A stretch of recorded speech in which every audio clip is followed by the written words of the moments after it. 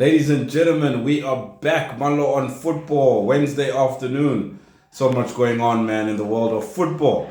So this channel is just my opportunity to communicate, to chat to review, to analyze, just to give my views, man, and my thoughts on everything that's going on in the world of football, both locally and internationally. So here we go.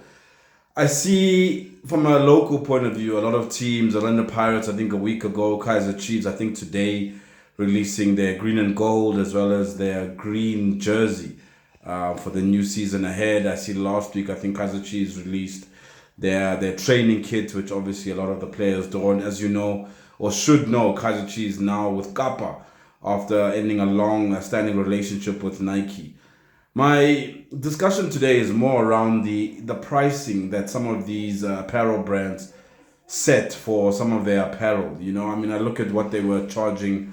That's Nike and Adidas with Kaiser Chiefs and Orlando Pirates, or even Puma from a Mamelodi Sundowns perspective. And if I look at the economy, I look at the average South African, the average rate that people are willing to spend on what is pretty much a luxury item. You have to look at it from a South African point of view with the average household income, the average salary for a typical South African or a typical supporter. I mean, I don't know if the brands, and maybe they do, go into this type of research to say, look, an average Kaiser Chiefs or PSL supporter, how much do they earn? How much would they be able to even afford on something like a jersey, one jersey?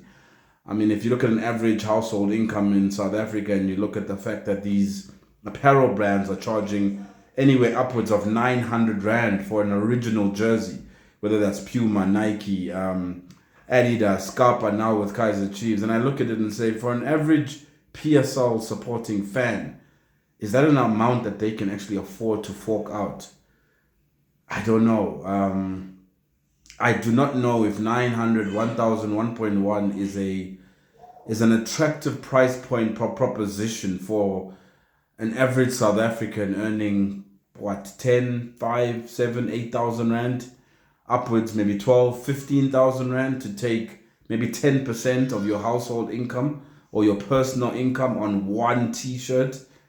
Yes, they love these clubs. I mean, we know the supporter base of Kaiser Chiefs, Orlando Pirates.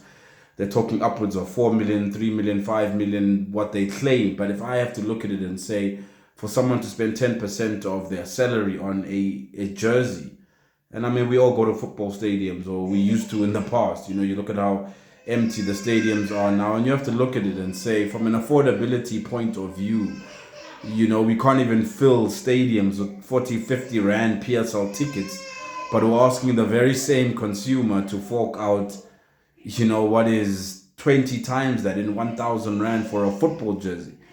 A lot of what I see at stadiums are replicas. People just going to town, to whatever street in town, and just buying a jersey for 100 Rand, 50 Rand, because that's what they can afford.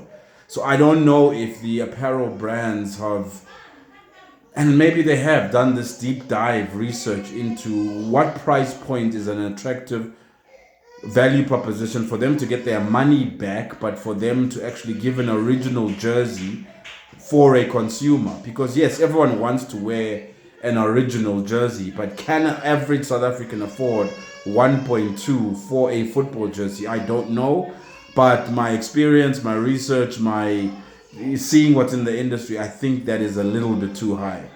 And yes, these apparel brands want to partner with these massive clubs with massive supporter base, but it's one thing on paper saying you've got 4, 3, 5 million supporters, but what is the actual numbers behind that in terms of those consumers, those fans, and their spending power? Because ultimately these brands are only supporting, from a sponsorship point of view, these football clubs because they want the jerseys to be sold. I mean, in a European model, you look at your Arsenals, your European clubs, you're talking to a completely different fan base who can afford to spend 1.5. Even South Africans, who are in that LSM bracket, easily can take out 1.4, 1.5 for a Man United jersey, because you're speaking to a different demographic, a different LSM. But I do not know that an average South African who uses public transport, who is maybe earning 10,000 Rand a month can afford to take out 1,000 Rand a month. Maybe, yes, they save a couple of months. They might be able to do it if they Christmas treating themselves. But I'd love to actually go and have a deep dive into the actual t-shirt sales of these brands, Puma, Nike, Reebok, and even now Kappa with their Kaiser Chiefs partnership. That is it going to ultimately, from a original jerseys point of view, translate into money for these apparel companies?